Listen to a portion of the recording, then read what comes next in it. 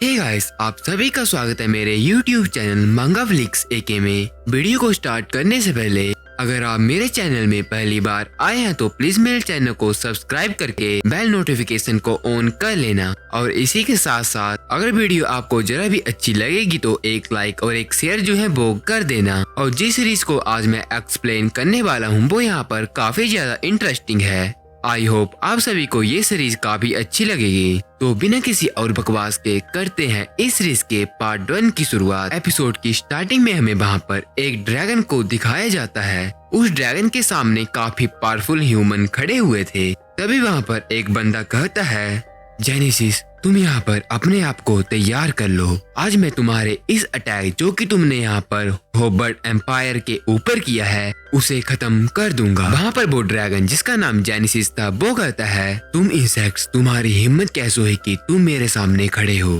तुमने यहाँ पर मेरे बच्चे को मारा है।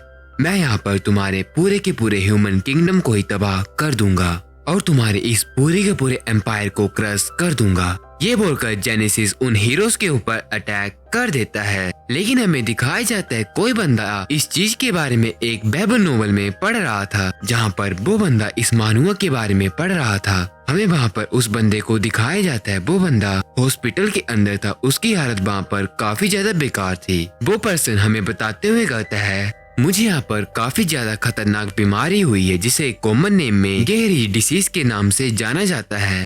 अगर किसी बंदे को ये डिसीज हो जाता है तो उसके सेल्स धीरे धीरे काम करना बंद कर देते हैं। वो यहाँ पर मर जाते हैं और इस चीज के कारण आपकी पूरी की पूरी बॉडी पैरालाइज हो जाती है। यहाँ तक आप जान से भी मारे जाते हैं। जब मैं यहाँ पर 25 साल का था तब मुझे इस बीमारी के बारे में पता चला था। ये मेरे लिए बिल्कुल डेथ सेंटेंस थे। मैंने यहाँ पर जो सारी की सारी मनी अपनी मजे के लिए सेव की थी और मेरे पास जो एक यंग बॉडी थी जो कि मुझे यहाँ पर काफी सारी चीजें ऑफर कर सकती थी, सारी की सारी चीजें डिस्ट्रॉय हो गई थी। और ये सारी की सारी गलती उस बेकार से डिसीज बीमारी की थी। और अब मुझे इस बीमारी को हुए 4 साल हो गए हैं। मैं 29 साल का हो गया हूँ और इस चीज के कारण मेरे पास अब एक स्किनी सी बॉडी बची है। और यहाँ पर एक और चीज मेरे पास है जो है ये बेकार सी अमेच्योर वेबटून। लिटरली बस मेरे पास यही आखिरी चीज बची है। वो उस मानुआ के बारे में वहाँ पर पढ़ रहा था, लेकिन तभी उसकी धड़कनें वहाँ पर अजीब तरह से रिएक्ट करना स्टार्ट कर देती हैं। वो पर्सन भी धीरे धीरे अपनी आंखों को बंद करना स्टार्ट कर देता है। वो बंदा वहाँ पर जान से मर रहा था। वो मरते मरते कहता है, लेकिन फिर भी लास्ट में मैं इस पूरी की पूरी वेब नोवेल को भी यहाँ पर पढ़ नहीं पाया। और इसी के साथ वो बंदा यहाँ पर जान से मारा जाता है। लेकिन तभी हमें वहाँ पर एक लाइट बीम को दिखाया जाता है। जो वो पर्सन था वो अपनी आंखों को धीरे धीरे खोलने लग पड़ता है। उस पर्सन के सामने एक आदमी खड़ा हुआ था। वो आदमी उस पर्सन को वहाँ पर उठा लेता है। हमें दिखाया जाता है ये जो बंदा था एक छोटा सा ड्रैगन बन चुका था। ये यहाँ पर रिवॉर्न हो चुका है। जैसे ही वो पर्सन अपने आप को उस आईने में देखता है वो भी काफी ज्यादा हैरान हो जाता है और इस चीज के कारण जोर से चिल्लाते हुए कहता है, क्या यहाँ पर क्या चल रहा है? मैं यहाँ पर एक ड्रैगन बन चुका हूँ। कुछ देर बाद हमें उस पर्सन को दिखाया जाता है। वो पर्सन वहाँ पर कह रहा था, सबसे पहले मैंने ये सोचा था कि मैं यहाँ पर फेंट हो चुका हूँ। मैं यहाँ पर किसी तरह का सपना देख रहा हूँ, लेकिन उसके बाद मुझे ये पता चल गया कि ये मेरा कोई सपना नहीं है बल्कि एक रियलिटी है। और उस रियलिटी को समझने के बाद मैंने ये ट्राई किया कि मैं ये पता लगा सकूं कि यहाँ पर क्या चल रहा है। लेकिन जैसे ही मैंने रियलिटी को एक्सेप्ट किया और जब मैंने अपने आप को देखा तो मुझे रियलाइज हुआ मैं तो यहाँ पर एक ड्रैगन के रूप में ही रिइंकार्नेट हो चुका हूँ। ये सोचकर वो वहाँ पर काफी ज्यादा खुश हो जाता। वो ड्रैगन के बारे में बताते हुए कहता है, मैंने यहाँ तक जो सारे की सारी नोवेल्स और वेबटून पढ़े हैं मैंने उनमें ये चीज नहीं देखी है कि यहाँ पर एक बिग ड्रैगन पाया गया है और जिस कारण मैं यहाँ पर कैसे एक ड्रैगन के तौर में रिइंकार्नेट होने पर कंप्लीट कर सकता हूँ, जो कि इस दुनिया की सबसे ज्यादा स्ट्रॉन्गेस्ट बीइंग होती है। और सबसे इम्पोर्टेंट बात, जो ड्रैगन होता है उसकी लाइफ स्पैन सबसे ज्यादा होती है। एक ड्रैगन का एवरेज लाइफ स्पैन 10,000 साल से भी ज्यादा होता है। और मेरी प्रीवियस लाइफ में मुझे यंग एज से काफी ज्यादा वर्क हार्ड करना पड़ा था और उसी के बाद मैं यहाँ पर बीमार पड़ गया और मेरे प्राइम ईयर्स में मैं यहाँ पर जान से मारा गया। लेकिन ये लाइफ मेरे लिए बिल्कुल डिफरेंट है। एक ड्रैगन के तौर में रिंकार्नेट होना और एक लंबी और हेल्थी लाइफ मिलना, ये मेरे लिए एक अल्टीमेट गिफ्ट है। इन सारी की सारी बातों को सोचकर वो वहाँ पर काफी ज्यादा खुश हो जाता है। इन सारी की सारी बातों को सोचने के बाद मुझे यहाँ पर काफी ज्यादा एक्साइटमेंट फील हो रही है। इन सारी की सारी चीजों का यूज करने के बाद मेरे रास्ते में कोई भी ऑब्स्टैकल जो है वो नहीं आ सकता है। हाँ, मैं एक ड्रैगन हूँ। लेकिन तभी कोई बंदा जो था उसे वहाँ पर उठा रहे, तब वो कहता है, लुइस तुम मुझे ये बताओ, तुम यहाँ पर इतने ज्यादा एक्साइटेड क्यों हो? कम ऑन, हम यहाँ पर खाना खाने के लिए चलते हैं। वो उसे खाना खाने के लिए ले जाता है और ये जो बंदा है, इस बंदे का यहाँ पर डैड है। उसने वहाँ पर लुइस को खाना खाने के लिए डाइनिंग टेबल के ऊपर बिठा दिया था। लेकिन लुइस जो था खाना देख कर काफी डर जाता है, क्योंकि उसका जो खाना था देखने में तो काफी डिस्गस्टिंग लग रहा था। और उसे खाना न खाता देख उसका डैड वहाँ पर कहता है, क्या हुआ, क्या तुम्हें यहाँ पर भूख नहीं लगी है? ये जो चीज है यहाँ पर सबसे ज्यादा फ्रेश और सबसे ज्यादा हेल्दी है, तो चलो तुम यहाँ पर इसे जल्द से जल्दी खा लो। लेकिन उस खाने को देखकर तो लुइस को काफी ज्यादा डर लग रहा था। लेकिन वो वहाँ पर दिल में पत्थर रखते हुए कहता है, जब तुम किसी भी कंट्री में होते तो तुम्हें यहाँ पर उस कंट्री के लॉ को फॉलो करना पड़ता है। और जिस कारण क्योंकि मैं यहाँ पर एक ड्रैगन हूँ, तो मुझे यहाँ पर ड्रैगन के लॉ को भी फॉलो करना पड़ेगा। और इस चीज को सोचकर लुइस खाना खाने लग पड़ता है। जैसे उसने वहाँ पर उस खाने की एक बाइट ली थी तो उसे वो खाना काफी ज्यादा अच्छा लगता है। वो कहता है, ये तो बिल्कुल स्ट्रॉबेरी की तरह है, ये तो यहाँ पर काफी ज्यादा अच्छा है। वो वहाँ पर उस सारे के सारे खाने के ऊपर टूट पड़ता है। लेकिन तभी उसे फील होता है कि कोई बंदा जो है उसे काफी ज्यादा प्यार से देख रहा है। उसका जो डैड था उसे खाना खाते देख काफी ज्यादा खुश होते हुए कहता है कि तुम्हें ये जो चीज है काफी पसंद आई है, मेरे पास और भी है, तुम उसे भी खा लो। उसकी आंखों को देखकर लुइस कहता है, तुम्हारी आंखें तो यहाँ पर कुछ ज्यादा ही एक्सेसिव हैं और मुझे यहाँ पर और ज्यादा खाना नहीं चाहिए फादर। लेकिन फादर सुनते ही उस बंदे के दिल में चोट लग जाती है। वो कहती है, तुम्हारे साथ यहाँ पर क्या गलत है? तुम यहाँ पर मुझे फादर नहीं डैडी बोलो। चलो तुम यहाँ पर मेरे साथ बोलो डैड। Dad, DAD, dad.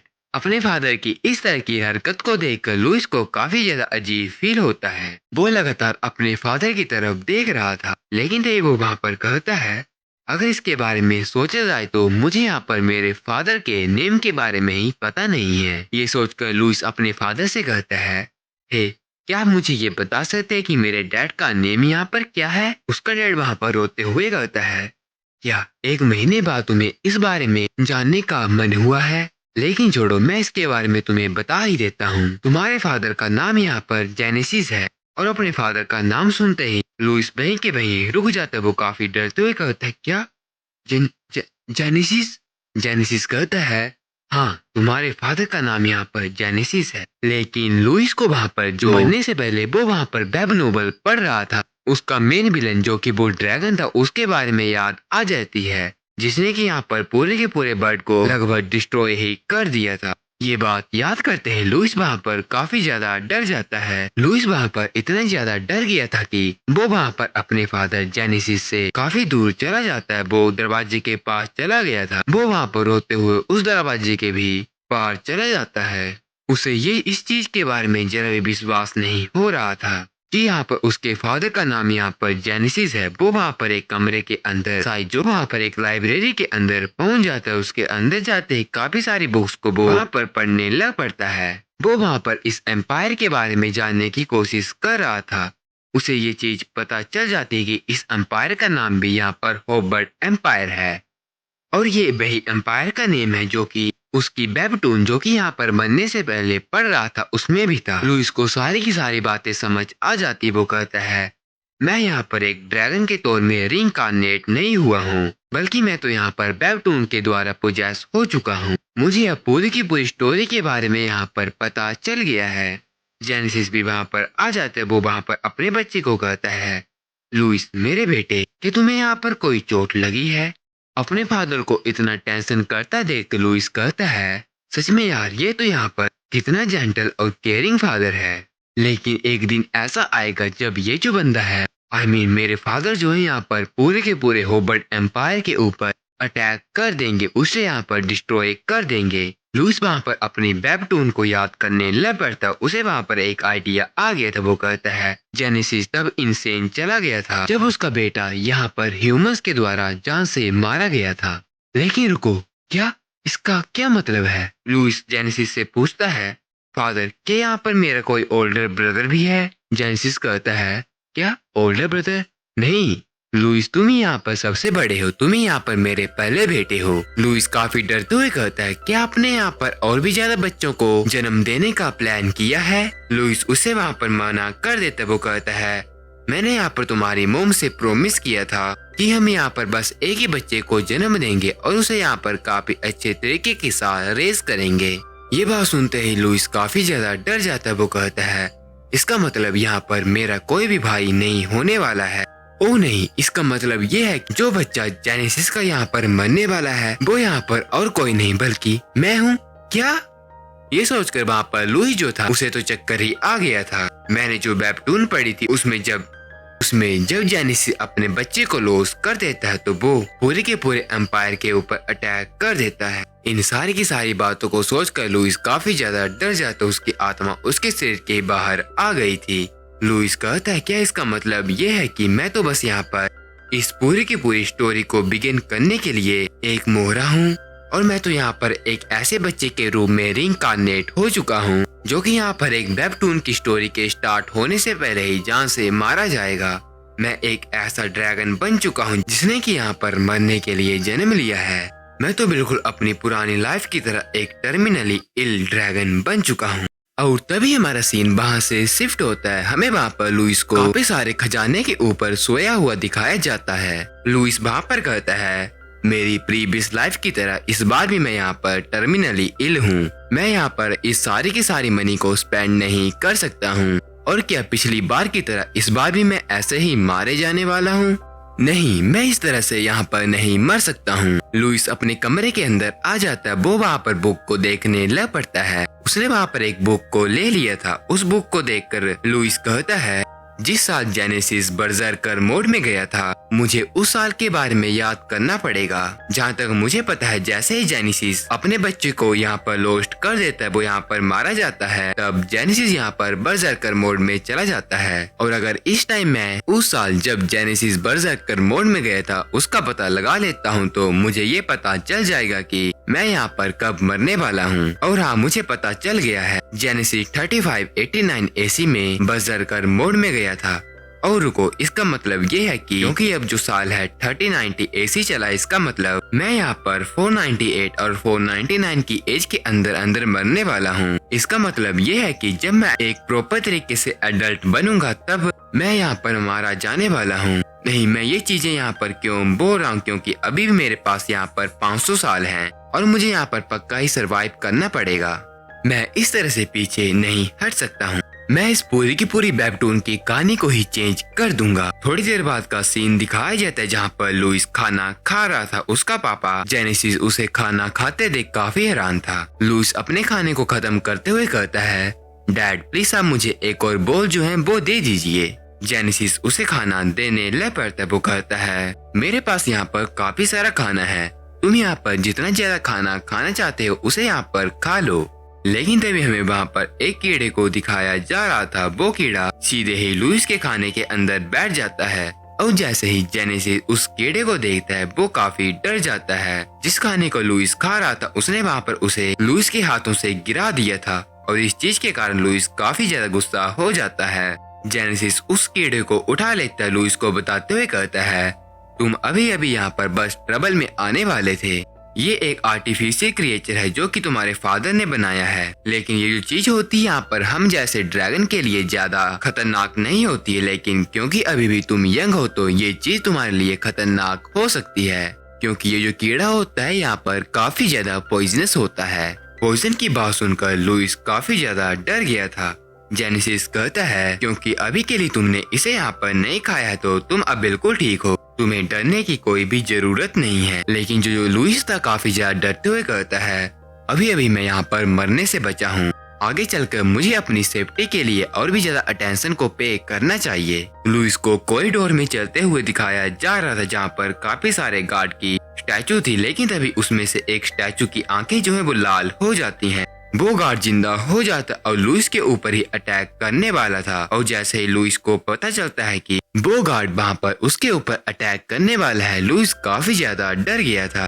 लेकिन तभी टाइम में जेनेसिस आ जाता है। उसने उस गार्ड के अटैक को ब्लॉक कर लिया था। वो वहाँ पर अपनी पावर को अनलिश करते हुए उस गार्ड की स्टैचू के ऊपर अटैक कर देता है, जिसके कारण उसने वहाँ पर उसे काफी ज्यादा आसानी से मार दिया था। जेनेसिस लुइस से कहता है, लुइस ये तुम यहाँ पर ठीक हो? ये तो यहाँ पर काफी ज्यादा बैड बात है। मैं तो यहाँ पर काफी ज्यादा श्योर हूँ कि मैंने यहाँ पर इन्हें इस तरह से सेटअप नहीं किया था कि ये तुम्हारे ऊपर अटैक करेंगे। लुइस का तो डर डर के काफी ज्यादा बुरा हाल था। वो कहता है, आज मैं ऑलमोस्ट 2 बार मरने से बचा हूँ। कुछ दिनों बाद का सीन दिखाया जाता है जहाँ पर लुइस अभी भी कह रहा था, मेरे ऊपर कोई भी जानलेवा अटैक नहीं हुआ है, और जिस कारण लुइस अपने फादर के साथ घूमने के लिए बाहर आ गया था। लुइस बाहर की दुनिया को देखकर काफी ज्यादा खुश था।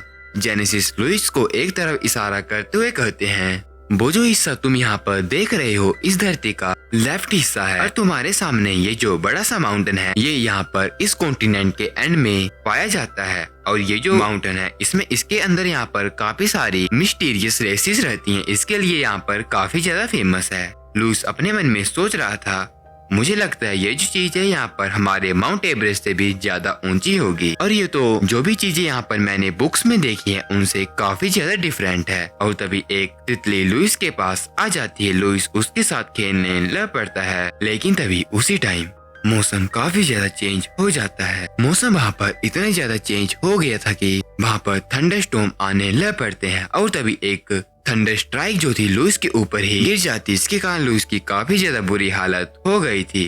और इस चीज को देखकर जेनेसिस भी काफी ज्यादा डर गया था। वो लुइस की तरफ भागने लग पड़ता है, लेकिन उसके जाते जाते एक और थंडर स्ट्राइक लुइस के ऊपर हो जाती है। लुइस अपने मन में सोच रहा था, क्या इस वेबटून की स्क्रिप्ट जो है वो यहाँ पर मुझे मारना चाहती है? और उसका ये बोलते ही एक और थंडर स्ट्राइक लुइस के ऊपर गिर जाती है। इस चीज के कारण लुइस वहाँ पर बेहोश हो गया था। जेनेसिस लुइस को अपनी गोद में उठाते हुए कहता है, लुइस क्या तुम यहाँ पर ठीक हो? लुइस के कमरे का सीन दिखाया जाता है। लुइस काफी ज्यादा डरा हुआ था। आज मैं ऑलमोस्ट मरने से बचा हूँ। मेरे ऊपर आज 3 लाइटनिंग स्ट्राइक, वो भी सेम स्पॉट के ऊपर गिरी हैं। आज तक पूरी की पूरी दुनिया में ये जो चीज है कहीं भी नहीं हुई है, और इस चीज के कारण मुझे ये चीज पता चल गई है कि इस मानुहा की स्क्रिप्ट जो है मुझे यहाँ पर सच में जान से मारना चाहती है। लेकिन रुको, इतनी ज्यादा जल्दी ये जो स्क्रिप्ट है मुझे क्यों मारना चाहती है? क्योंकि जहाँ तक मुझे पता है मेरी जो मौत है 500 साल दूर है, और जहाँ तक मुझे पता है मुझे तो यहाँ पर ह्यूमंस के हाथों मरना था। नहीं, ऐसा नहीं हो सकता है।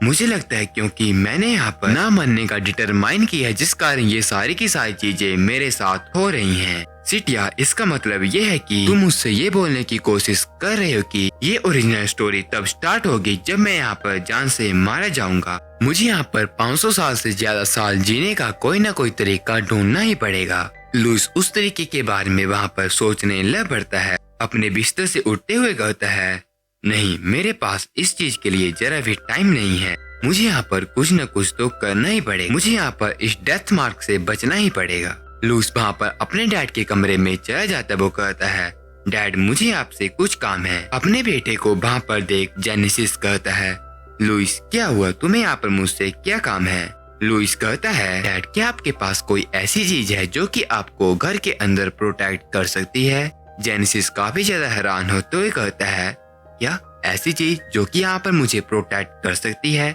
हाँ, मेरे पास वो है। लेकिन क्या तुम्हें ये नहीं लगता कि उस चीज को तुम्हें देना यहाँ पर कुछ ज्यादा ही जल्दी होगा? और वैसे भी अगर तुम्हें उसे यूज करना है तो तुम्हें यहाँ पर एट्रीब्यूट पावर जो है उन्हें यहाँ पर अवेकन करना पड़ेगा, और यहाँ पर उन्हें अवेकन करने के लिए तुम्हें यहाँ पर काफी ज्यादा ट्रेनिंग भी करनी पड़ेगी। लेकिन अभी भी तुम यहाँ पर काफी ज्यादा यंग हो। तुम उन चीजों को यहाँ पर जब तुम ओल्डर हो जाओगे तब यहाँ पर सीख सकते हो, लगभग 100 सालों में। लेकिन लुइस कहता है, नहीं, मुझे यहाँ पर उन सारी की सारी चीजों को अभी के अभी सीखना है। जेनेसिस काफी ज्यादा हैरान हो गया था। जेनेसिस कहता है, क्या सच में तुम यहाँ पर इस चीज को करना चाहते हो? लेकिन बेटे, अभी के लिए तुम यहाँ पर काफी ज्यादा यंग हो। लुइस जेनेसिस को कहता है, क्या इसलिए मैं यहाँ पर इस चीज को नहीं कर सकता हूँ क्योंकि मैं यहाँ पर काफी ज्यादा यंग हूँ? जेनेसिस कहता है, नहीं, वैसी बात नहीं है, लेकिन यूजुअली अगर आप अपनी एट्रीब्यूट पावर को जगाना चाहते हैं तो आपको यहाँ पर स्टेज ऑफ इन्फेंसी को पास करना पड़ता है। ये बात सुनते ही लुइस अपनी क्यूट आंखों का यूज जेनेसिस के ऊपर करने लग पड़ता है।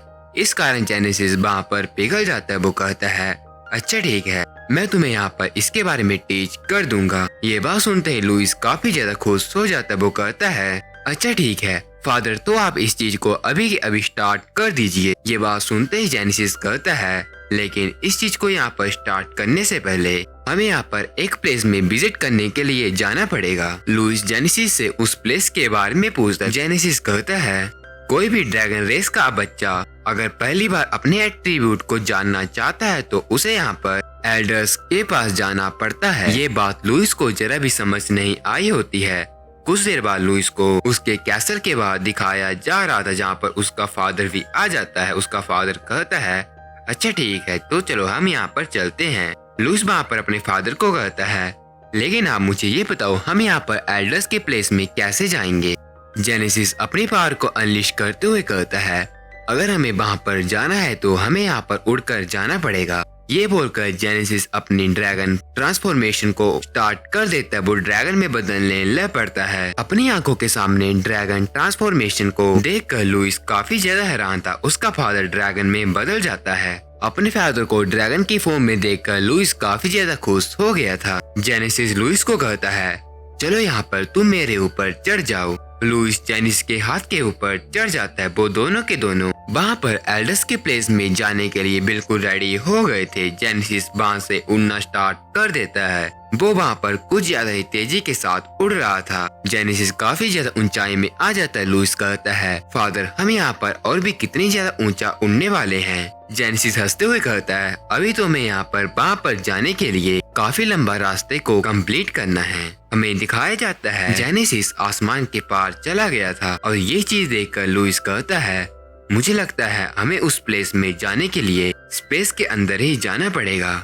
जेनेसिस तभी लुइस को कहता है, लुइस हम यहाँ पर ऑलमोस्ट पहुँच गए हैं। हमें स्पेस के ऊपर एक प्लेस को दिखाया जाता है। स्पेस के अंदर एक फ्लोटिंग आइसलैंड था। उसे देखकर लुइस काफी ज्यादा हैरान था। उसे हैरान होता देख जेनेसिस भी कहता है, बेटे क्या हुआ, तुम यहाँ पर सरप्राइज हो चुके हो। और ये वही प्लेस है जहाँ पर हमारे एल्डर रहते हैं और ये ड्रैगन्स का सैक्रेड लैंड है और इसे सिल्वर फ्लावर कासल कहा जाता है। वो दोनों के दोनों उस कासल के अंदर चले गए थे। उस कासल के गेट को देखकर लुइस कहता है, ये तो यहाँ पर नजदीक से और भी ज्यादा बिगर है। जेनेसिस भी अपनी ह्यूमन फॉर्म में आते हुए कहता है, चलो लुइस हम इसके अंदर चलते हैं। वो दोनों के दोनों उसके अंदर चले जाते हैं। हमें वहाँ पर काफी सारे ड्रैगन को दिखाया जा रहा था। तभी एक सैंड्रा नाम के ड्रैगन को दिखाया जाता है, जो कि यहाँ पर 13 ड्रैगन एल्डर्स का लीडर है। सैंड्रा वहाँ पर उन दोनों को देखकर कहती है कि तुम यहाँ पर आ गए। जेनेसिस सैंड्रा को रिस्पेक्ट शो करते हुए कहता है, मैं आप सभी को अपनी ग्रीटिंग्स को शो करता हूँ। मैं यहाँ पर सन ऑफ पामस जेनलोकर हूँ। हमें वहाँ पर 13 एल्डर में से एक और एल्डर जिसका नाम बाटर्स था उसे दिखाया जाता है। बाटर्स कहता है, ओह क्या ये जो बच्चा तुम्हारे साथ यहाँ पर खड़ा है ये यहाँ पर तुम्हारा बेटा है? और ये तो देखने में पामस का ग्रैंडसन होने के बावजूद भी काफी ज्यादा स्मार्ट और जेंटल है। एक ड्रैगन को दिखाया जाता है जिसे इस बात का काफी ज्यादा गुस्सा आ गया था। जेनेसिस उस ड्रैगन की तरफ देखते हुए कहता है, फादर हमें यहाँ पर मिले हुए काफी ज्यादा दिन हो गए हैं। उस ड्रैगन के बारे में बताया जाता है जो कि 13 एल्डर में से पामस है और यहाँ पर ये जेनेसिस का फादर भी है। पामस जेनेसिस को कहता है, हाँ हमें मिले हुए 623 साल हो गए हैं। लास्ट टाइम यहाँ पर तुम अपनी वाइफ वैलेंटीना को इंट्रोड्यूस करवाने के लिए मेरे पास आए थे। बाय द वे तुम मुझे ये बताओ, जब मेरे ग्रैंडसन ने यहाँ पर जन्म लिया था तब तुम उसे यहाँ पर मेरे पास लेकर क्यों नहीं आए थे? मुझे यहाँ पर इन सारे के सारे बूढ़े बंदों के साथ अपने ग्रैंडसन से मिलने का मौका क्यों मिल रहा है? जेनेसिस कहता है, लुइस यहाँ पर बस 1 महीने ही पहले जन्म लिया है और क्या आप लुइस को यहाँ पर आने के लिए फोर्स करना चाहते थे? ये बात सुनते ही पामस को कुछ भी बोलने का मौका नहीं मिलता है। वहाँ पर वो अपने ग्रैंडसन की तरफ देखने लग पड़ता है। लुइस भी उसकी तरफ देख रहा था। वो दोनों के दोनों एक दूसरे को देख रहे थे और तभी लुइस वहाँ पर अपना काफी ज्यादा क्यूट फेस बना लेता है और इस चीज के कारण पामस का दिल पिघल जाता है। वो कहता है, बेटे मैं यहाँ पर तुम्हारा ग्रैंडपा हूँ और सच में मेरा ग्रैंडसन तो बिल्कुल मेरे जैसा स्मार्ट है। पामस को लुइस के साथ इतनी अच्छी तरीके से बात करता देख बाकी ड्रैगन्स कहते हैं पामस तो यहाँ पर अपने फर्स्ट ग्रैंड चाइल्ड को काफी ज्यादा अच्छे से प्रेज कर रहा है। यहाँ पर ये काफी दिनों से अपने ग्रैंडसन से मिलना चाहता था, तो चलो हम इसे यहाँ पर इस मोमेंट को एंजॉय करने का मौका दे देते हैं। लेकिन तभी वहाँ पर सैंड्रा कहती है, अच्छा तो तुम यहाँ पर लुइस के एट्रीब्यूट को अवेकन करवाना चाहते हो, लेकिन क्या तुम्हें ये चीज नहीं लगती है कि यहाँ पर ये जो चीज है कुछ ज्यादा ही जल्दी हो जाएगी। जेनेसिस भी कहता है, हाँ मैं भी यहाँ पर बिल्कुल आपकी तरह ही सोचता हूँ, लेकिन लुइस ने यहाँ पर इस चीज को लर्न करने के लिए अपना जो विचार है उन्हें यहाँ पर एक्सप्रेस किया है। ये बात सुनते ही वहाँ पर पामस सैंड्रा को बीच में टोकते हुए कहता है, सच में मेरा ग्रैंडसन तो यहाँ पर काफी ज्यादा पैशनेट लर्नर है, बिल्कुल अपने ग्रैंडफादर की तरह। उसे वहाँ पर बीच में बोलता देख सैंड्रा काफी ज्यादा गुस्सा हो जाती है। वो उसे वहाँ पर चुप होने के लिए कहती है, लेकिन वहाँ पर पामस लगातार हंस रहा था, जिसके कारण सैंड्रा लुइस को कहती है, ये बंदा यहाँ पर मुझे पता है नहीं रुकेगा, तो लुइस तुम यहाँ पर इस जगह के सेंटर में आ जाओ। लुइस वहाँ पर जाने के लिए अपने फादर से पूछता है, वो थोड़ा डरा हुआ था। जेनेसिस उसे वहाँ पर चिंता न करने के लिए कहता है, तुम्हें यहाँ पर जरा भी चिंता लेने की कोई भी जरूरत नहीं है, बस तुम्हें वहाँ पर जाकर एक जगह में खड़े होना है। जेनेसिस की इस बात को सुनकर लुइस उस जगह में आ जाता है और तभी वो वहाँ पर बिल्कुल काफी ज्यादा सीरियस था। तभी सैंड्रा सारे के सारे ड्रैगन को कहती है, तो चलो यहाँ पर इस चीज को हम स्टार्ट करते हैं। सारे के सारे ड्रैगन अपनी अपनी पावर को अनलिश करने लग पड़ते हैं। उन्होंने अपनी अपनी पावर के एट्रीब्यूट को अपने हाथ के ऊपर क्रिएट कर लिया था। वो सारे के सारे बंदे एक साथ अपनी अपनी पावर को क्रिएट कर लेते हैं और उन्हें देखकर लुइस को काफी ज्यादा अच्छा फील होता है। वो कहता है, ये सारे के सारे ड्रैगन तो यहाँ पर अमेजिंग है। सैंड्रा लुइस को कहती है, बच्चे तुम यहाँ पर अपनी आंखों को बंद करो और यहाँ पर लाइफ लॉन्ग कंपेनियन को चैंट करो। जैसा कि वहाँ पर सैंड्रा ने लुइस को कहा था, लुइस बिल्कुल ही उसी तरह की चीज करने लग पड़ता है। हमें वहाँ पर उसकी कॉन्शियसनेस को दिखाया जाता है, जहाँ पर उसके सामने काफी ज्यादा एट्रीब्यूट पड़े हुए थे। लुइस उन सारे के सारे एट्रीब्यूट में से कुछ एट्रीब्यूट को चुनने लग पड़ता है और तभी सैंड्रा काफी ज्यादा हैरान हो जाती है, क्योंकि लुइस ने वहाँ पर काफी ज्यादा अच्छा एट्रीब्यूट चुन लिया था। जेनेसिस कहता है, क्या एक एब्स्ट्रैक्ट एट्रीब्यूट टाइम का? जो एब्स्ट्रैक्ट एट्रीब्यूट होते हैं नॉर्मल नेचुरल एट्रीब्यूट से काफी ज्यादा पावरफुल होते हैं।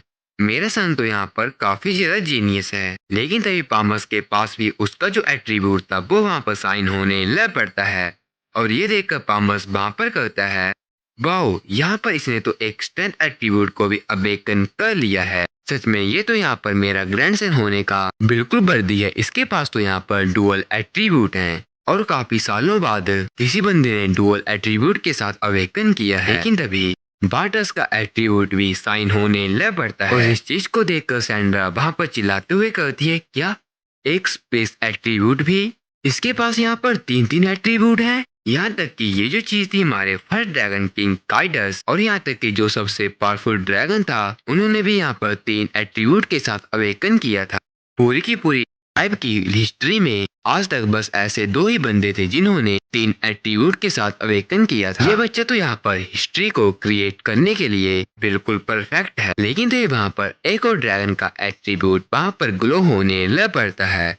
इस चीज के कारण सारे के सारे ड्रैगन काफी ज्यादा हैरान थे। वो कहते हैं, क्या इसने यहाँ पर मेटल एट्रीब्यूट को भी अवेकन कर लिया है? वो सारे के सारे एट्रीब्यूट की पावर जो थी लुइस की तरफ जाने लग पड़ती है। वहाँ पर काफी सारी पावर लिस्ट होने के कारण जेनेसिस को देखने में काफी ज्यादा मुश्किल हो रही थी। हमें लुइस को दिखाया जाता है जिसने वहाँ पर 4-4 एट्रीब्यूट को अवेकन कर लिया था। उसके सामने 4-4 एट्रीब्यूट घूम रहे थे। लुइस उन सारे के सारे एट्रीब्यूट को वहाँ पर पकड़ लेता है। वो कहता है, वाओ क्या यहाँ पर मेरे पास 4-4 एट्रीब्यूट हैं? लेकिन तभी लुइस जब आगे की तरफ देखता है वो वहाँ पर देखता है कि सारे के सारे ड्रैगन जो थे लुइस को काफी ज्यादा खतरनाक तरीके से देख रहे थे। इस चीज के कारण लुइस थोड़ा डरते हुए कहता है, हे तुम सारे के सारे मुझे इस तरह से क्यों देख रहे हो? यहाँ तक कि जेनेसिस भी वहाँ पर काफी ज्यादा हैरान हो गया था।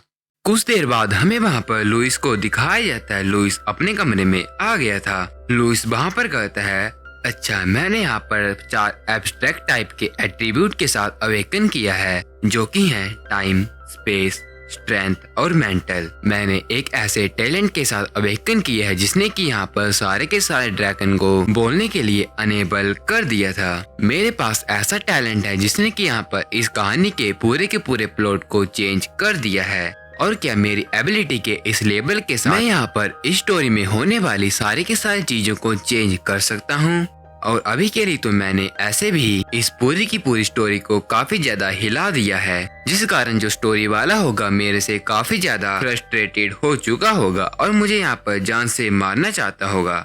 लेकिन यहाँ पर मेरे पास इस तरह के इतने ज्यादा ग्रेट टैलेंट होने का क्या फायदा है, क्योंकि लास्ट में जाकर मुझे यहाँ पर मरना ही है। इस बारे में लुइस काफी देर तक सोचता है और तभी वहाँ पर उसे एक आइडिया आ जाता है। वो कहता है, नहीं, अभी भी मेरे पास एक होप है। ये टैलेंट मुझे मेरे केओस तक ले जा सकता है, लेकिन ये जो चीज है मेरे लिए एक अपॉर्चुनिटी भी हो सकती है। अगर मैं यहाँ पर अपने टैलेंट को काफी ज्यादा अच्छे से बाहर निकालूंगा तो मेरे यहाँ पर सर्वाइवल के चांसेस काफी ज्यादा इंक्रीज हो जाएंगे। और सबसे इम्पोर्टेंट बात यह है, मैं यहाँ पर इस ओरिजिनल स्टोरी का वो वाला लुइस नहीं हूँ। मेरे पास यहाँ पर मेरी प्रीवियस लाइफ की मेमोरीज हैं और जिस कारण मैं आने वाले खतरे के बारे में पहले से ही चौकन्ना हूँ। उसने वहाँ पर 2 बुक्स जिनका नाम the principle of magic skill और the fundamental of martial art था, उन्हें उठा लिए। तब वो कहता है, इन दोनों की दोनों किताबों का यूज करते हुए मैं अपने सर्वाइवल के रेट और अपनी एबिलिटी को काफी ज्यादा इंश्योर कर सकता हूँ। जो मैजिक स्किल होती हैं वो आपको एट्रीब्यूट को मैनिपुलेट करने में हेल्प करती हैं और एक मार्शल आर्ट जो होती है वो आपको आपके एट्रीब्यूट को हैंडल करने, यहाँ तक कि आपकी पूरी की पूरी बॉडी को हैंडल करने के लिए अलाउ कर देती है। और यहाँ पर मुझे अपने सर्वाइवल के लिए इन दोनों में से किस चीज को चुनना चाहिए। और रुको, मुझे लगता है कि मुझे इस चीज को यहीं पर छोड़ देना चाहिए कि मैं यहाँ पर कौन सी चीज को यहाँ पर लर्न करूँ। मुझे तो ऐसा लगता है कि मैं इन दोनों की दोनों चीजों को यहाँ पर लर्न कर लेता हूँ, क्योंकि मेरे पास एक ड्रैगन की बॉडी है जो कि यहाँ पर काफी ज्यादा ब्लेस होती है। उसके पास अनलिमिटेड माना होता है और इसी के साथ साथ मेरे पास तो यहाँ पर 4 एट्रीब्यूट भी हैं। यहाँ पर बस मैं थोड़ी सी मेहनत कर इस चीज को यहाँ पर पॉसिबल कर सकता हूँ। ये सोचकर लुइस उन दोनों की दोनों बुक को एक साथ ही पढ़ने लग पड़ता है। लेकिन तभी उसका फादर जेनेसिस वहाँ पर खाना लेकर आ जाता है। उसने वहाँ पर काफी अच्छा खाना लेकर आया होता है। वो लुइस को कहता है, बेटे तुमने यहाँ पर काफी ज्यादा मेहनत कर ली है, तो चलो तुम यहाँ पर अच्छा खाना खा लो। उस खाने को देखकर लुइस के मुंह में पानी आ जाता है। वहाँ पर खाने के आइटम के बारे में लुइस बताते हुए कहता है, यहाँ पर मेरे फादर ने मेरे लिए वाटर एट्रीब्यूट पोशन, बूट एट्रीब्यूट पोशन, विंड एट्रीब्यूट पोशन, थंडर एट्रीब्यूट पोशन, ये सारी की सारी चीजें मिक्स की हैं। ऑल्दो इन पोशन में यहाँ पर काफी ज्यादा एनर्जी होती है और जिस कारण कोई ऑर्डिनरी बीइंग जो है अगर इसे डायरेक्टली कंज्यूम करेगा तो वो यहाँ पर उसकी पूरी की पूरी बॉडी एक्सप्लोड भी हो सकती है। लेकिन क्योंकि ड्रैगन के पास एक परमानेंट ऑर्गन होता है जिसे कि ड्रैगन हट के नाम से जाना जाता है, जो कि यहाँ पर पूरे के पूरे नेचर से आने वाले माना को उसके एट्रीब्यूट में अपने आप ही कन्वर्ट कर सकता है, तो जिस कारण मैं भी यहाँ पर इन्हें काफी ज्यादा आसानी से सीधे ही कंज्यूम कर सकता हूँ। और मुझे अगर यहाँ पर काफी अच्छी ग्रो करनी है तो मुझे यहाँ पर इन्हें और ज्यादा से ज्यादा खाना पड़ेगा। ये सोचकर लुइस उस खाने के ऊपर टूट पड़ा था। वो लगातार खाना खाते जा रहा था, बिल्कुल भुखड़ों की तरह। ये चीज देखकर वहाँ पर जेनेसिस को थोड़ा हंसता है। वो कहता है, मुझे लगता है तुम यहाँ पर कुछ ज्यादा ही थक गए थे। हमें वहाँ पर कुछ देर बाद लुइस को दिखाया जाता है जो कि वहाँ पर सो गया था। लेकिन तभी लुइस के कमरे के अंदर एक एनर्जी क्रिएट होना स्टार्ट हो जाती है। वो जो एनर्जी थी वहाँ पर एक चम्मच का रूप ले लेती है और वो खाने वाले चम्मच लुइस के बेड के आगे बिल्कुल सीधा ही खड़ा हो जाता है। ये चीज करके वो जो एनर्जी सी वहाँ से गायब हो जाती है। हमें सुबह का सीन दिखाया जा रहा था जहाँ पर लुइस जो था उड़ जाता है। वो उड़ते हुए कहता है, क्या मैं यहाँ पर कब सो गया था? जहाँ तक मुझे पता है मैंने जैसे ही खाना खाया था मुझे काफी ज्यादा नींद आ गई थी। जेनेसिस भाई पर लुइस को खाने के लिए बुलाने लग पड़ता है। ये बात सुनते ही लुइस खाने के लिए एक बार फिर से अपने पैर से जाने लग पड़ता है, लेकिन तभी उसका जो पैर था या फिर उसकी जो पूंछ थी वो वहाँ पर कहीं पर अटक जाती, जिसके कारण वो वहाँ पर नीचे गिर गया था। लेकिन वो वहाँ पर उस चम्मच जो कि वहाँ पर बिल्कुल खड़ा था उसके जस्ट थोड़ी से पीछे गिरा था, जिस कारण वो वहाँ पर मरने से बच गया था। उस चम्मच को देखकर लुइस कहता है, क्या मैं बस यहाँ पर गिरने के कारण, इस छोटे से चम्मच के कारण आज यहाँ पर मरने वाला था? और सच में ये जो कहानी वाला है मुझे यहाँ पर कुछ ज्यादा ही बेकार बेकार तरीके से मारना चाहता है। लेकिन मैं यहाँ पर किस चीज से फंसा था, वो अपनी पूंछ को देखता उसकी जो पूंछ थी उसका खिलौना जिसका नाम टोटो था उसके धागे के साथ लिपट गई थी। लेकिन इस चीज के कारण लुइस काफी ज्यादा डर जाता है। वो वहाँ पर अपने खिलौने टोटो को पकड़ते हुए अपने पापा के पास ले जाने लग पड़ता है। वो कहता है बस मेरे पास यही एक खिलौना है जिसके साथ मैं यहाँ पर सो सकता हूँ। मुझे यहाँ पर अपने फादर को इसे फिक्स करने के लिए बोलना चाहिए। जेनेसिस लुइस के उस खिलौने टोटो को वापिस ठीक कर रहा था। वो कहता है मेरा बेटा लुइस अपने टोटो को खराब होने के बाद कुछ ज्यादा ही सैड हो चुका है। तुम इसके बारे में चिंता मत करो, तुम्हारे पापा जो इसे यहाँ पर काफी अच्छे नाइस तरीके के साथ फिक्स कर देंगे। लुइस वहाँ पर खाना खा रहा था, उसकी वहाँ पर आंख एक बार फिर से लग जाती है। थोड़ी देर बाद वो वहाँ पर उड़ जाता है। अपने आप को वो एक बार फिर से अपने बिस्तर में ही पाता है, जिस कारण वो वहाँ पर कहता है क्या मैं यहाँ पर एक बार फिर से सो गया था और मैं यहाँ पर क्या कर रहा हूँ। और को क्या मेरा टोटो यहाँ पर बिल्कुल फिक्स हो चुका है। पता नहीं यहाँ पर मेरे साथ क्या चला है। इस चीज के कारण लुइस अपने फादर के पास जाने लग पड़ता। वो कहता है फादर पता नहीं मेरे साथ काफी अजीब अजीब सी चीजें हो रही हैं। जेनेसिस काफी हड़बड़ाते हुए कहता है बेटे क्या हुआ, क्या यहाँ पर तुम्हें चोट लगी है। लुइस कहता है नहीं नहीं, मुझे यहाँ पर किसी भी तरह का पेन नहीं है, लेकिन मुझे ऐसा लगता है मेरी मेमोरी जो है यहाँ पर काफी ज्यादा धुंधली हो गई है और मुझे यहाँ पर काफी ज्यादा नींद आ रही है। इस बात को सुनते ही जेनेसिस का रिएक्शन काफी ज्यादा शांत था। वो वहाँ पर अपने बेटे को समझाते हुए कहता है मुझे लगता है वो टाइम आ गया है, तुम्हें यहाँ पर किसी भी तरह का पेन नहीं है, बल्कि यहाँ पर तुम्हारे स्लीपिंग फेजेस जो हैं वो यहाँ पर अप्रोच हो रहे हैं। जो हम सारे के सारे ड्रैगन्स होते हैं उनके 2 स्लीपिंग फेजेस होते हैं जो कि उन्हें ग्रोथ करने के लिए कंप्लीट करने पड़ते हैं। और तुम यहाँ पर स्लीपी फील कर रहे, इसका मतलब ये है कि तुम्हारा फर्स्ट स्लीपिंग फेज जो है वो यहाँ पर नजदीक आ रहा है। लुइस अपने फादर से पूछता है अच्छा आप मुझे ये बताइए हम यहाँ पर कितने ज्यादा देर तक सोते हैं। मुझे यहाँ पर ज्यादा पता नहीं है, लेकिन रफली मैं तुम्हें बता दूं लगभग 100 साल। वो कहता है क्या सिट यार, बस कुछ दिन पहले ही मैं यहाँ पर मरते मरते बच रहा हूँ और क्या अब मुझे यहाँ पर 100 साल सोना पड़ेगा। ये चीज तो बिल्कुल ऐसी है कि मुझे यहाँ पर कोई मरने के लिए बोल रहा है। नहीं, मैं इस चीज को यहाँ पर नहीं होने दे सकता हूँ। इस चीज के कारण लुइस वहाँ से भागने लग पड़ता है। वो वहाँ पर अपने कमरे के अंदर एक रुमाल को बांध लेता है। वो पढ़ाई करने के लिए बिल्कुल रेडी हो गए। तब वो कहता है मुझे यहाँ पर ज्यादा से ज्यादा जागने के लिए एक प्लान जो है वो बनाना पड़ेगा। इस चीज के लिए सबसे पहली चीज मुझे यहाँ पर ये करनी है कि मुझे यहाँ पर ज्यादा खाना नहीं है, क्योंकि ज्यादा खाने के कारण आपको नींद आ जाती है। दूसरी बात यह है कि मुझे यहाँ पर नहाने को भी स्किप करना है, क्योंकि इससे बॉडी काफी ज्यादा रिलैक्स हो जाती है। तीसरी चीज ये है कि मुझे यहाँ पर कम से कम मूवमेंट करनी है, क्योंकि ज्यादा से ज्यादा मूवमेंट जो होती है आपको काफी ज्यादा थका देती है।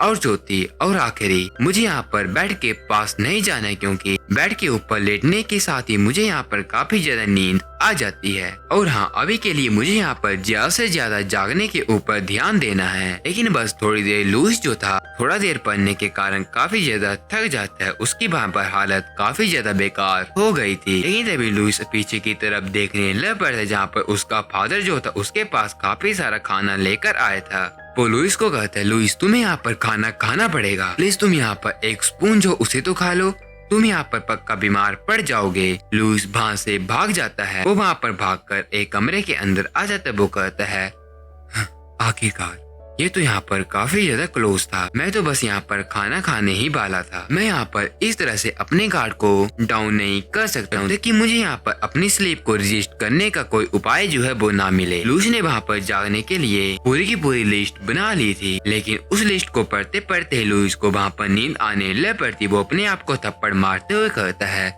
नहीं यार, मैं यहाँ पर इस तरह से सो नहीं सकता हूँ। लेकिन फिर भी वहाँ पर लुइस को काफी ज्यादा नींद आ रही थी। वो लगातार वहाँ पर जागने की कोशिश कर रहा था। वो वहाँ पर अपने आगे देखता है, लेकिन तभी उसका जो विजन था काफी ज्यादा ब्लर हो जाता है।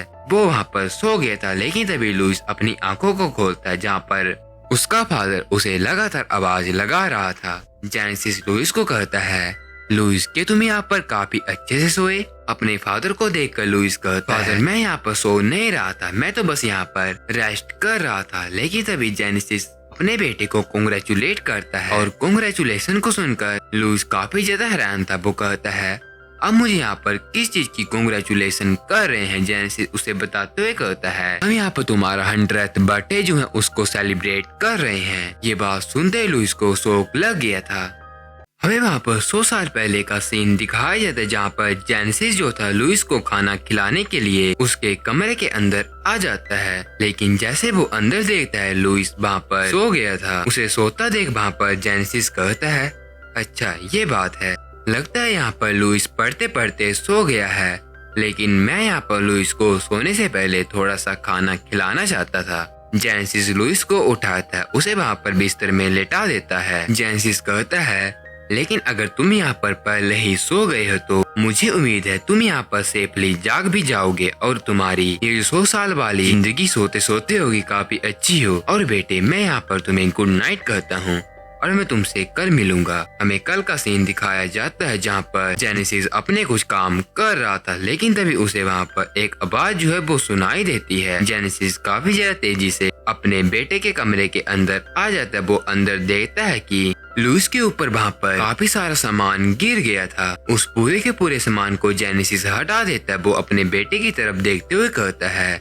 कि तुम यहाँ पर ठीक हो और तुम्हें यहाँ पर कोई चोट जो है वो तो नहीं लगी है। जेनेसिस पूरी की पूरी जगह को देखता है। वो कहता है, यहाँ पर मुझे किसी भी तरह के साइन नजर नहीं आ रहे हैं कि यहाँ पर किसी बंदे ने अटैक किया हो, लेकिन फिर भी मैं इस बात में कैसे बिलीव कर सकता हूँ कि यहाँ पर नोबल पैरोटीन वुड जो है वो यहाँ पर टूट गई है, जिसके कारण वो लुइस के ऊपर गिर गई है। ये बात मानने में तो यहाँ पर काफी ज्यादा इम्पॉसिबल है। जेनेसिस लुइस को वहाँ पर उठा लेता है। जेनेसिस हमें बताते हुए कहता है, इन कुछ सालों में काफी सारे मिस्टीरियस इंसिडेंट हुए जो कि लगातार हो रहे थे और जिसके कारण मैंने यहाँ पर कई बार लुइस को मरने से बचाया है। मुझे पता नहीं ऐसा क्यों लग रहा था कि कोई यहाँ पर लुइस को जान से मारना चाहता है। वो यहाँ पर काफी बार मरते मरते बचा है और मुझे इस बारे में जरा भी पता नहीं लग रहा था कि ये सारी की सारी चीजें लुइस के ऊपर क्यों हो रही थी। लेकिन यहाँ पर बिल्कुल सेफ्टी के लिए मैंने यहाँ पर एक सेफ गार्ड अरे को क्रिएट कर दिया था और इस चीज के कारण मेरा लाइफ स्पैन काफी ज्यादा घट गया है। लेकिन ये जो चीज है यहाँ पर मेरे लिए जरा भी मैटर नहीं करती है,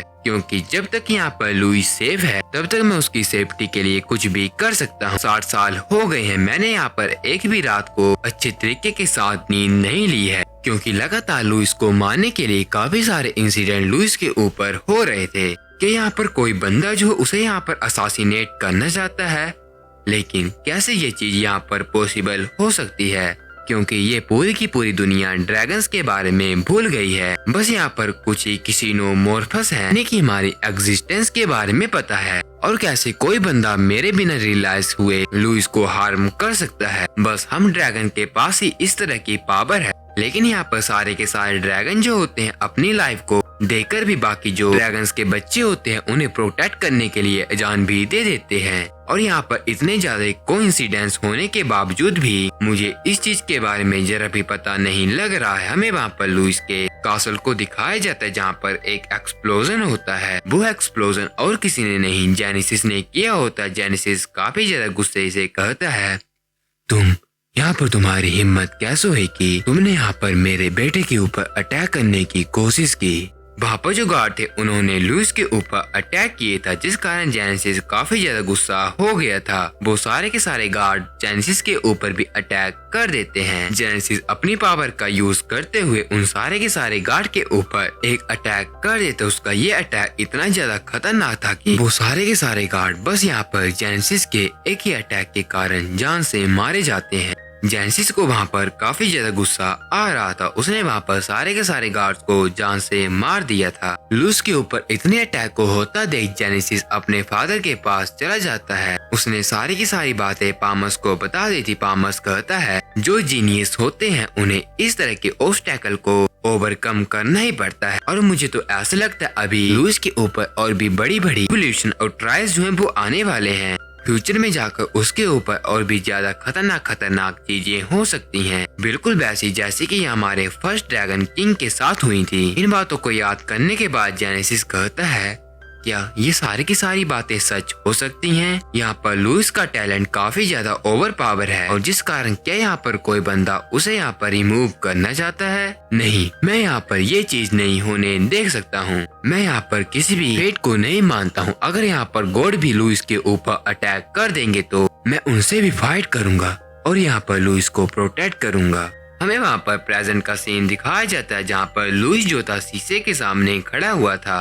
वो वहाँ पर अपनी बॉडी को देखते हुए कहता है, क्या मैं बस यहाँ पर इतना थोड़ा सा ग्रो हुआ हूँ? मैं यहाँ पर पिछले 100 सालों से सोया हुआ था और क्या बस मैं इतना सा ही ग्रो हुआ हूँ? लेकिन रुको, मैंने यहाँ पर इस बारे में पहले अटेंशन शो नहीं की थी, लेकिन अब मुझे याद आ गया कि मैंने यहाँ पर अपनी लाइफ के काफी ज्यादा बड़े हिस्से को लॉस्ट कर दिया है, क्योंकि मेरी लाइफ के 100 साल यहाँ पर पास हो चुके हैं और मैं अभी भी यहाँ पर जिंदा हूँ।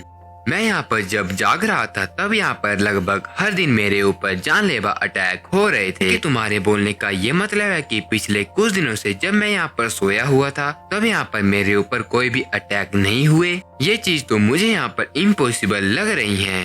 लेकिन इनके बारे में छोड़ो, अब ये चीज जो है यहाँ पर मेरे लिए मैटर नहीं करती है कि पास्ट में मेरे साथ क्या क्या हुआ है। मेरे लिए बस ये चीज मैटर करती है कि मैं यहाँ पर जिंदा हूँ। जेनेसिस वहाँ पर आ जाता है। वो लुइस को कहता है, लुइस यहाँ पर तुम्हारे डिनर का टाइम हो गया है तो तुम यहाँ पर नीचे आ जाओ, हम वहाँ पर खाना खा लेते हैं। लुइस इसके लिए हाँ कर देता है। वो अपने फादर की तरफ देखते हुए कहता है, मेरे फादर के साथ यहाँ पर क्या हुआ है कि वो यहाँ पर बूढ़े हो रहे हैं? लेकिन रुको, मुझे लगता है कि ये सारी की सारी चीजें यहाँ पर मेरे कारण हुई हैं, क्योंकि मैं अपने फादर को यहाँ पर कुछ ज्यादा ही तंग करता हूँ। और हाँ, अब से मैं यहाँ पर अपने फादर को जरा भी तंग नहीं करूँगा और उनकी सारी की सारी बातों को यहाँ पर सुनूंगा। ये बात सोचकर लुइस अपने फादर को बोलता है, पापा आप मेरा यहाँ पर वेट कीजिए।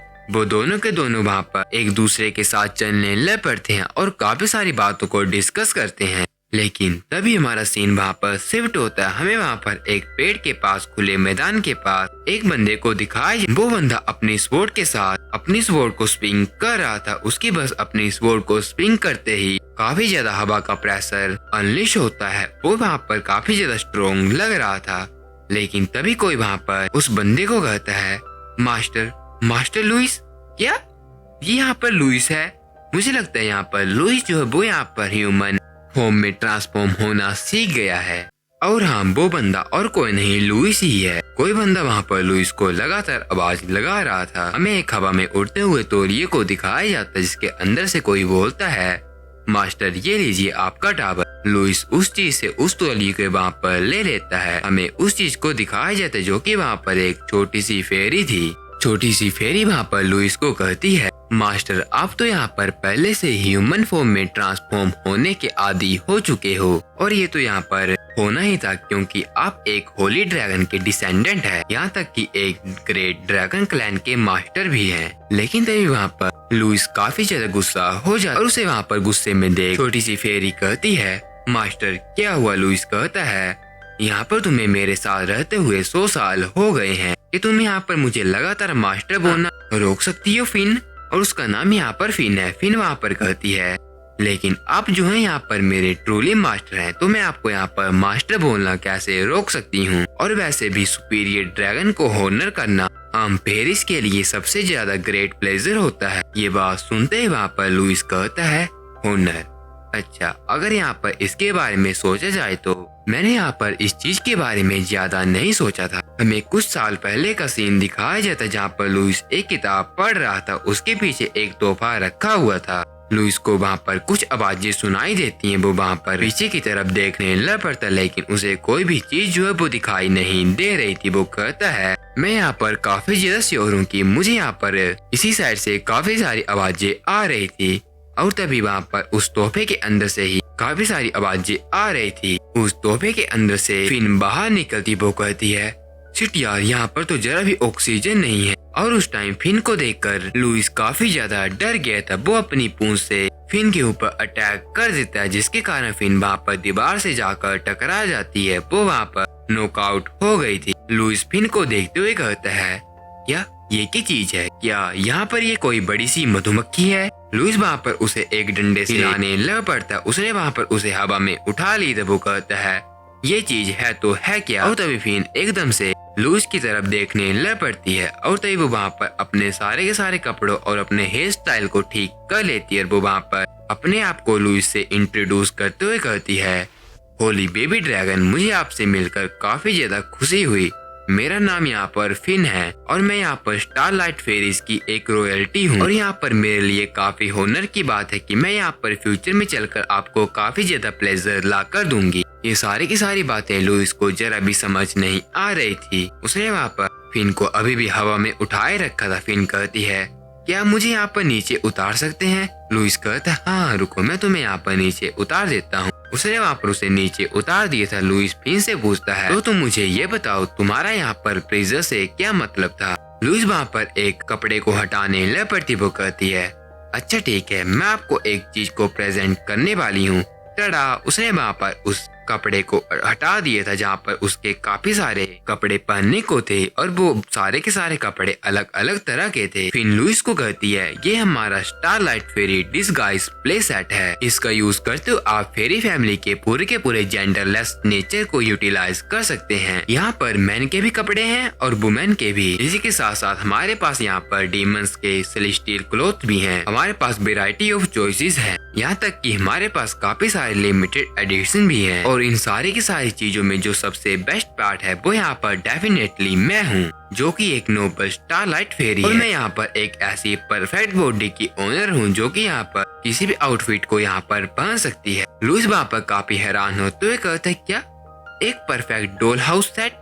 उसे वहाँ पर काफी ज्यादा गुस्सा आ गया था। वो कहता है, तुम्हारे बोलने का मतलब क्या है, तुम यहाँ पर एक जिंदा जागते टॉय हो। फिर इसके लिए हाँ कर देती। वो कहती है, हाँ क्योंकि आप यहाँ पर एक Holi great and vice baby dragon हो और आपने बिल्कुल मुझे यहाँ पर सही पहचाना है। लेकिन तभी लुइस जो था काफी ज्यादा गुस्से के साथ उस पूरे के पूरे सेट और फिन को हवा में उछाल देता है। वो काफी ज्यादा गुस्से में आ गया था और अपने फादर के पास चला जाता है। वो कहता है, मैंने इसके बारे में अपने फादर से क्वेश्चन किया था कि उन्होंने मुझे इस तरह का गिफ्ट क्यों दिया है, लेकिन ये सारी की सारी चीजें इस बात में टर्न हो गई कि ये जो चीजें यहाँ पर सारे के सारे ड्रैगन को जो कि नए नए जन्मे होते हैं उन्हें यहाँ पर दी जाती हैं। और ऑफ कोर्स ये चीज मेरे लिए यहाँ पर जरा भी मैटर नहीं करते थे कि यहाँ पर जो ड्रैगन है फेरिस के साथ खेला करते थे और अभी भी मुझे यहाँ पर एक जिंदा क्रिएचर के साथ खेलने का आइडिया जो है कुछ ज्यादा ही क्रीपी लग रहा है और जिस कारण मैं यहाँ पर इस फेरी को वापस देना चाहता था।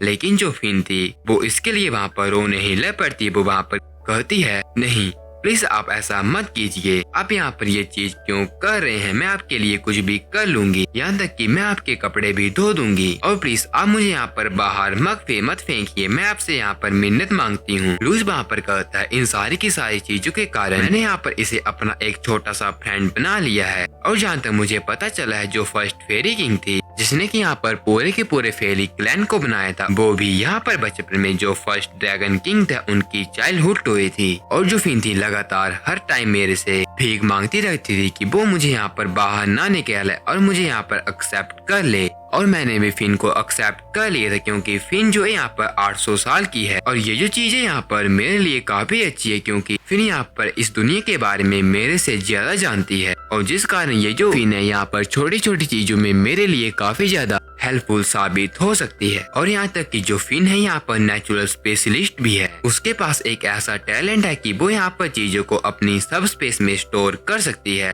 वो बिल्कुल यहाँ पर पर्सनल ड्रॉर की तरह है। फिन जो थी वो वहाँ पर अपनी सब स्पेस के अंदर से एक बुक को बाहर निकाल लेती है, उस बुक को वो वहाँ पर लुइस को दे देती है। फिन वहाँ पर कहती है, आज जो है आप यहाँ पर सेपरेशन और मैनिफेस्टेशन ऑफ माना के बारे में जानेंगे जो कि एक एडवांस कोर्स है।